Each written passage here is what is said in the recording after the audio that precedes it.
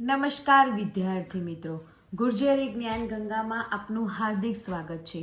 આજે આપણે ધોરણ 10 ગુજરાતી એકમ 4 અલંકાર આપણે ભણીશું। પહેલા અલંકારની બેઝિક માહિતી લઈશું અને પછી આપણે અલંકારના પ્રકાર શીખીશું। અલંકાર એટલે શું?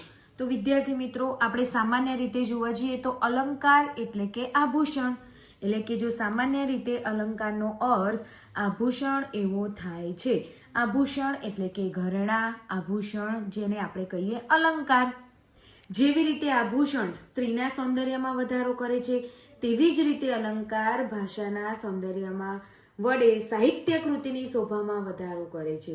એટલે કે વિદ્યાર્થી મિત્રો, જેવી રીતે આભૂષણ સ્ત્રીના સૌંદર્યમાં વધારો કરે છે, તેવી જ રીતે ભાષામાં આપેલ અલંકાર ભાષાને સૌંદર્યમાં વધારો કરવા માટે ભાષા અલંકારનો ઉપયોગ થાય છે। અલંકાર શબ્દ અલમ પ્લસ કારનો બનેલો છે, જેમાં અલમ એટલે પર્યાપ્ત અને કાર એટલે કરનાર, એટલે કે પછી કશું ઉમેરવાનું બાકી ન રહે તેવી પૂર્ણતાના લાવે તે અલંકાર। એટલે કે અલંકાર શબ્દ છે અલમ પ્લસ કારનો બનેલો છે। અલમ એટલે પર્યાપ્ત અને કાર એટલે કરનાર। એટલે વિદ્યાર્થી મિત્રો, તમને અલંકારનો બેઝિક ખ્યાલ આવી ગયો હશે કે અલંકાર એટલે કે આભૂષણ, જેમ આપણે સ્ત્રીના સૌંદર્યમાં વધારો કરવા માટે અલંકારનો ઉપયોગ કરતા હોય છે, એવી જ રીતે ભાષાના સૌંદર્યમાં વધારો કરવા માટે ભાષા અલંકારનો ઉપયોગ આપણે કરીએ છીએ। અલંકાર મૂળ સંસ્કૃત શબ્દ છે, એટલે કે ભાષાની શોભામાં વધારો કરવા માટે આ અલંકારોનો ઉપયોગ થાય છે। હવે વિદ્યાર્થી મિત્રો, આપણે અલંકારના પ્રકાર જોઈશું।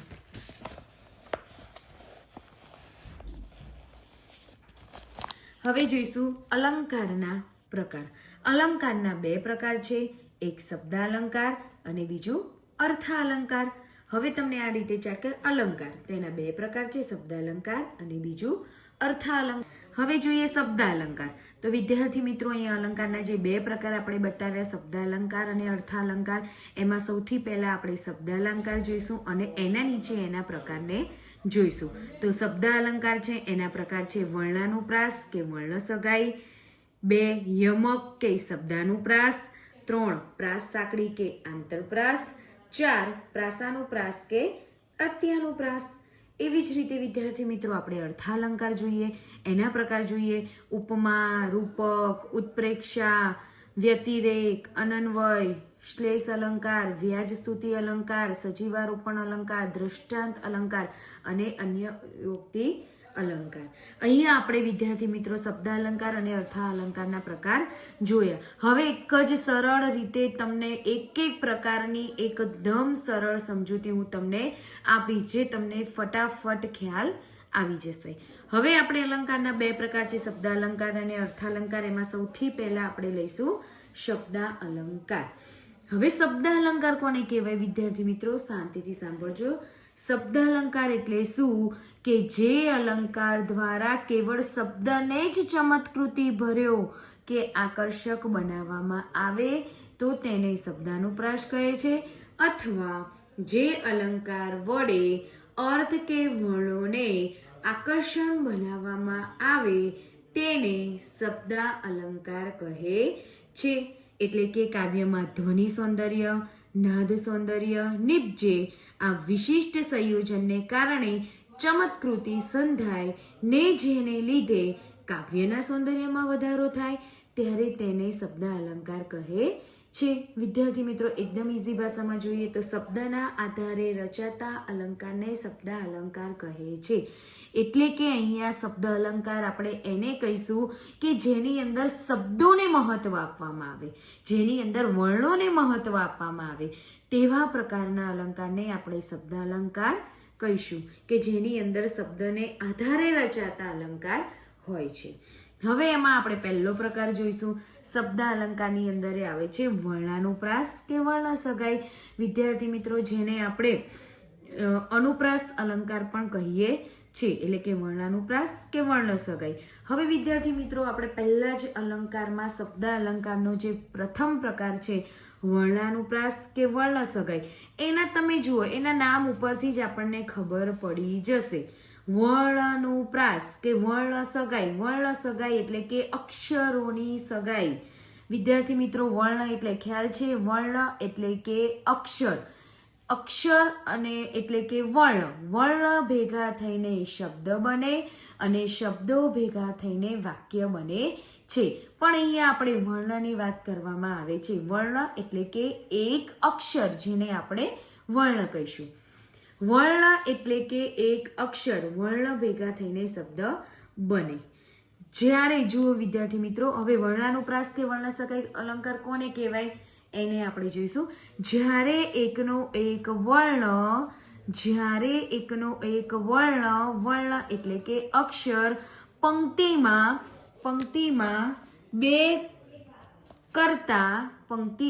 બે કરતા વધારે વાર આવે તો વર્ણાનુપ્રાસ કે વર્ણ સગાઈ અલંકાર બને છે ને ઈઝી વિદ્યાર્થી મિત્રો? જુઓ, વર્ણાનુપ્રાસ એટલે કે જ્યારે એકનો એક વર્ણ એટલે કે અક્ષર કોઈ પણ પંક્તિમાં બે કરતા વધારે વાર આવે તો તેને આપણે વર્ણાનુપ્રાસ કે વર્ણ સગાઈ અલંકાર કહીએ છીએ. એની સરળ રીતે જોઈએ, એક જ પંક્તિ કે વાક્યમાં એકનો એક વર્ણ જુઓ, અક્ષર શબ્દની શરૂઆતમાં બે કે તેથી વધારે વખત આવે ત્યારે વર્ણાનુપ્રાસ અથવા વર્ણ સગાઈ અલંકાર બને છે. વિદ્યાર્થી મિત્રો, આપણે આને ઉદાહરણ દ્વારા સમજીશું તો તમને ચોક્કસથી ખ્યાલ આવી જશે. ફરીથી એકવાર હું રિપીટ કરું છું કે વર્ણાનુપ્રાસ અને વર્ણ સગાઈ એટલે કે પંક્તિની અંદર કોઈ પણ વર્ણ અથવા અક્ષર બે કે તેથી વધારે વાર એનું પુનરાવર્તન થતું હોય એવા પંક્તિને આપણે ત્યાં કહી શકીએ કે અહીંયા વર્ણ સગાઈ અલંકાર બને છે. હવે જોઈએ આપણે એના ઉદાહરણ. વિદ્યાર્થી મિત્રો, અહીંયા સૌથી પહેલા આપણે આપણા ટેક્સ્ટબુકમાં આપેલું ઉદાહરણ ઉપર નજર કરીશું. કામિની કોકિલા કેલી કુંજન કરે. જો પહેલી જ પંક્તિની અંદર શું છે? કામિની કોકિલા કેલી કુંજન કરે. હવે આ ઉદાહરણને આપણે ધ્યાનથી જુઓ. આ ઉદાહરણને ધ્યાનથી જોશો તો વિદ્યાર્થી મિત્રો ખ્યાલ આવશે કે કયા વર્ણનો એટલે કે કયા અક્ષરનો બે કે તેથી વધારે વાર પુનરાવર્તન થયું છે. તો કયું આવશે? કા, ક, કે, કુ. એટલે કે તમે જુઓ તો ક વર્ણનો વારે ઘડી બે થી વધારે વાર અહીંયા પુનરાવર્તન થયેલું છે, જેને આપણે કહીશું વર્ણ સગાઈ કે વર્ણાનુપ્રાસ અલંકાર. એવી જ રીતે બીજું ઉદાહરણ જોઈએ. સાગરે ભાસતી ભવ્ય ભરતી. તો હવે તમે જોઈ શકો છો કયા વર્ણ અહીંયા આવે છે વારે ઘડી બે કે તેથી વધારે વાર પુનરાવર્તન થયું હોય એવો.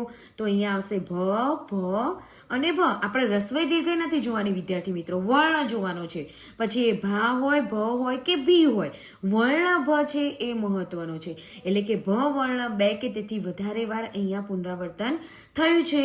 તો આ પંક્તિની અંદર આપણે જોઈ શકીએ છીએ કે વર્ણ સગાઈ એટલે કે ક જે છે એ બે કે તેથી વધારે વાર એનું રિપીટ થયું છે એટલે કે અહીંયા વર્ણ સગાઈ અલંકાર બને છે. એવી જ રીતે અહીંયા ભ શબ્દ એટલે કે ભ વર્ણ વારે ઘડી પુનરાવર્તન થયું છે એટલે કે બે થી વધારે વાર એનું પુનરાવર્તન થયેલું છે એટલે અહીંયા આપણે બનશે વર્ણ સગાઈ. વિદ્યાર્થી મિત્રો, એવા આપણે બીજા અનેક ઉદાહરણ જોઈએ. અહીંયા છે ઉદાહરણ. જોતા જોતા એ જડ્યો, જોગી જાડે અંગ. ફરીથી વિદ્યાર્થી મિત્રો, જોતા જોતા એ જડ્યો, જોગી જાડે અંગ.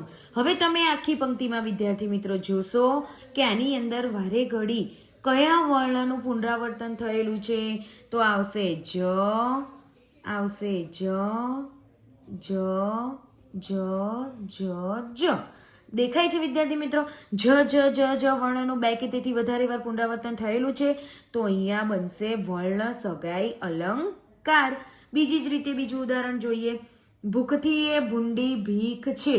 તો અહીંયા વિદ્યાર્થી મિત્રો જુઓ કયું આવશે અહીંયા વધારે વાર રિપીટ થયેલો શબ્દ એટલે શબ્દ નહીં વર્ણ. તો ભ અને ભ થાય છે.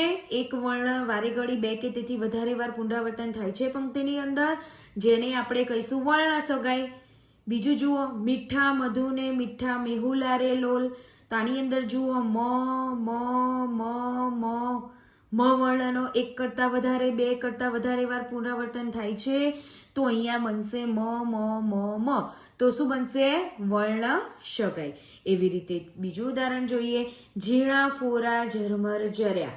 જો વિદ્યાર્થી મિત્રો અહીંયા જ બે કે તેથી વધારે વાર વર્ણનો પુનરાવર્તન થાય છે જેને આપણે કહીશું વર્ણાનુપ્રાસ અલંકાર. હવે જોઈશું આપણે આગળનું ઉદાહરણ. પ્રભુના નામના પુષ્પો પરોવી કાવ્યમાળા તો. વિદ્યાર્થી મિત્રો હવે લાસ્ટ ઉદાહરણની અંદર તમારે મને કમેન્ટ બોક્સમાં જણાવવાનું છે કે આની અંદર કયા વર્ણનો બે કે તેથી વધારે વાર પુનરાવર્તન થયેલું છે. હવે વિદ્યાર્થી મિત્રો જોઈએ આપણે સેકન્ડ એનો પ્રકાર. પ્રાસ સાંકડી કે આંતરપ્રાસ. અહીંયા આવશે પ્રાસ સાંકડી કે આંતરપ્રાસ.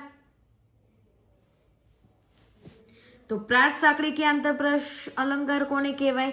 એ પણ એકદમ ઇઝી છે વિદ્યાર્થી મિત્રો. જો તમે સમજશો તો તમને ફટાફટ ખ્યાલ આવી જશે. પ્રથમ ચરણનો અંતિમ શબ્દ અને બીજા ચરણનો પ્રથમ શબ્દ. એટલે શું કહેવા માંગે છે અહીંયા? કે પ્રથમ પંક્તિ હોય એનો અંતિમ શબ્દ અને બીજી પંક્તિનો પ્રથમ શબ્દ વચ્ચે પ્રાસ રચાય ત્યારે આંતરપ્રાસ કે પ્રાસ સાંકડી અલંકાર બને છે. વિદ્યાર્થી મિત્રો ખ્યાલ આવે છે? ફરી એકવાર, જ્યારે પહેલી પંક્તિનો છેલ્લો શબ્દ અને છેલ્લી પંક્તિનો પ્રથમ શબ્દ વચ્ચે પ્રાસ મળે તો તે પ્રાસ સાંકડી અલંકાર બને છે. હવે તમને થશે કેવી રીતે? તો એક પંક્તિ તમને આપી હોય, એક અલ્પવિરામ પહેલાની પંક્તિ હોય એને એક પંક્તિ કહેવાય અને અલ્પવિરામ પછીની પંક્તિ હોય એને કહેવાય બીજી પંક્તિ. તો પહેલી પંક્તિનો છેલ્લો શબ્દ અને બીજી પંક્તિનો પહેલા શબ્દ વચ્ચે જો પ્રાસ રચાતો હોય તો એને આપણે કહેવાય પ્રાસ સાંકડી કે આંતરપ્રાસ.